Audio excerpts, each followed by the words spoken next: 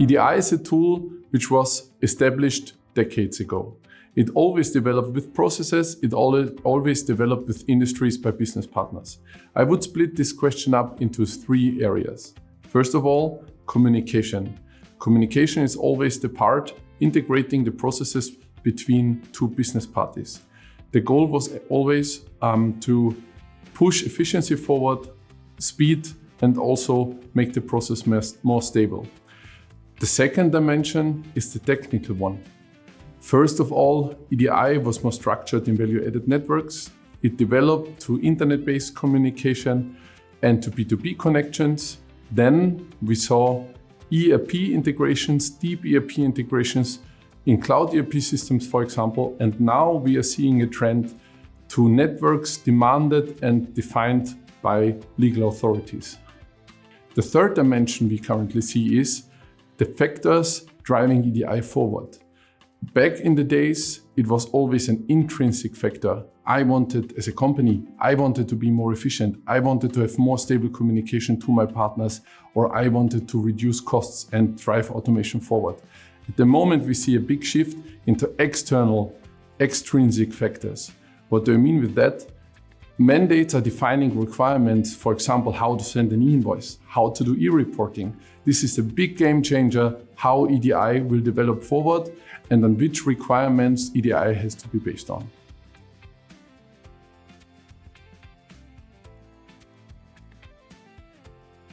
EDI was always a tool to make processes more stable and more efficient. This will stay. Still, we have the challenge to set up our business as efficient as possible, with less errors as possible, and cost efficient as well. EDI will still stay in this area. The only question is, how will EDI support you doing that? Your EDI partner has to grow with our requirements today. This means your EDI provider for invoices needs to change to an e-invoicing provider which is compliant and makes you compliant and keeps you compliant. The business requirements will still be the same like 20 years ago. The technology and the process requirements will change over time, and choose the right partner which goes with you here to support you here, not just today, but also in 5 years in the future.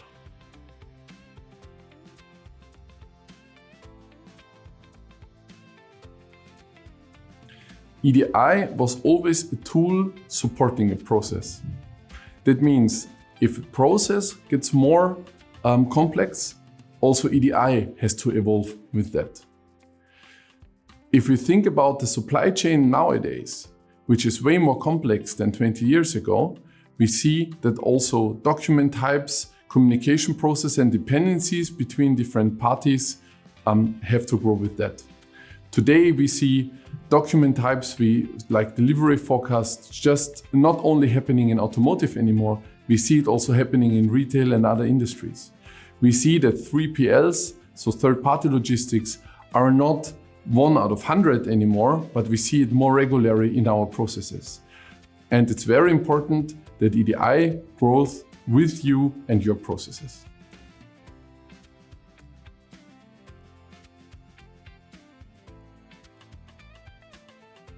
Automation helps you focusing on the tasks you really have to do. What do I mean with that? Let's make an exercise. Form a list with the tasks you do every day. Which tasks do you do in the morning, at lunch, in the afternoon? Now, in the second step, let's add the time you need to deal with this process. In a third step, think about how repetitive are those tasks. What could I automate? What could I automate with AI nowadays? And how much time would get free or would be free on the end of the day to focus on the really important parts of your work. See automation as a tool to help you focusing. With automated processes, errors will reduce and the turnover time for those processes will be faster. So automation is a great tool to drive you and your company forward.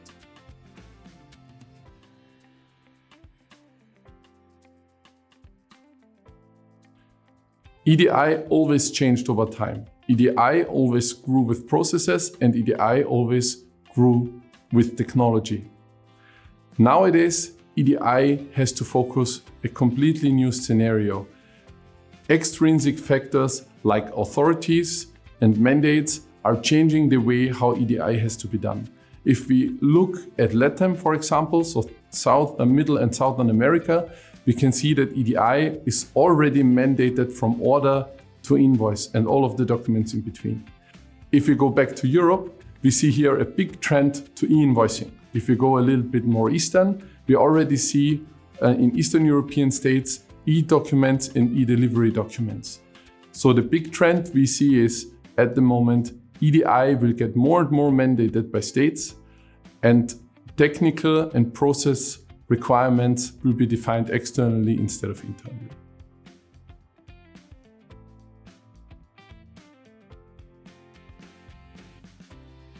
EDI and the networks behind EDI always developed with technology and requirements of the current situation. Back in the days, we had strongly proprietary VANs, value-added networks, they developed to B2B connections. Later on, we had cloud-based ERP systems with deep ERP integrations into them. Nowadays, we are seeing a big change again to mandate-driven networks. What do I mean with that? 10 years ago, I would have told you to send an invoice via AS2 in EDIFACT format. Today, you would have to follow different requirements. States, mandates, and authorities are defining exactly how on a technical basis and how on a network basis messages have to be transmitted. With that, we see new EDI networks. EDI networks defined by mandates with certified providers or mandated platforms by authorities themselves. With this, you need a partner supporting you with this global challenge.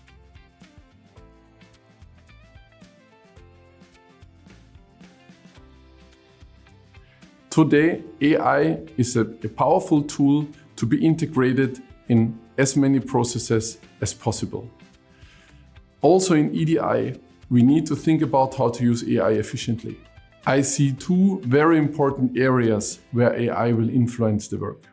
First of all, the projects, the EDI projects themselves, how to onboard a new supplier, how to onboard a new customer to you. Here, AI will make the process way more efficient and way faster to onboard new partners. A mapping will not take days, a mapping will take hours, and we will do a quality check instead in the end and not the development of it. The second area where AI could influence our work is the operational phase when exchanging the documents. Let's remember, we already finished the onboarding project between you and your customer, and orders are flowing into your system every day. The order, the transformation of the order, the integration in the ERP system is always to be the same. Today, the order must look like the order tomorrow. Otherwise, I wouldn't have a deterministic behavior. There I see well-established document transformation platforms like the ecosio integration hub as the way to go. Still, AI is important, so the setup of this platform could be supported by AI. The daily operations should still remain deterministic, so a well-established integration hub is the way to go.